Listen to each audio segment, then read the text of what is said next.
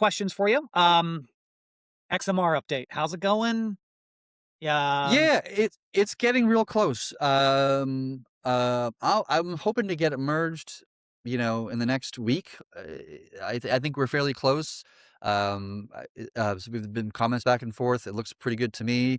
There's some concerns I have around it, and some technical concerns about it being smooth and all these things. But we're gonna at some level we're just gonna have to try it out on ChainNet and see how it goes. And if there's problems, we fix it, and so forth and so on. And like I'm kind of concerned about the whole UTXOs being frozen for 10 blocks. Like that might be at a layer of complexity that would make it very difficult for the protocol to operate smoothly, especially in high volume.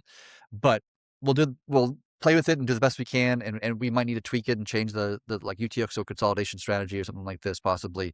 We'll work it out, that kind of thing. But I think we should hopefully get it merged like by the end of next week.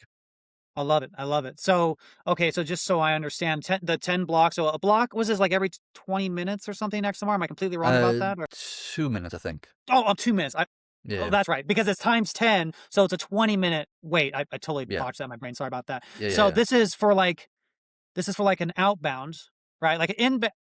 Outbound, Okay. yeah. Outbound. Because, okay, so if you send XMR to another XMR address that you own, that amount of XMR is basically stuck for 10 blocks. And they do that because they're trying to improve the obfuscation layer on it. They Right. don't want, okay, right. They don't And they don't want fast transactions of right, UTXOs to be consumed, created and burned in a very short period of time. right. And so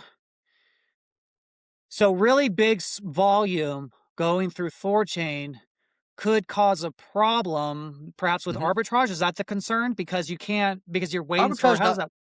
Arbitrage not as much, because arbitrage happens on THORChain itself through secured assets for the most part, so you don't have any limitations around that. Maybe if you were trying to kind of rebalance your position as an arbitrage bot and withdraw a secured asset into its layer one counterpart, then it might be an issue because you might see like a 10-minute wait or in that scenario, theoretically, possibly.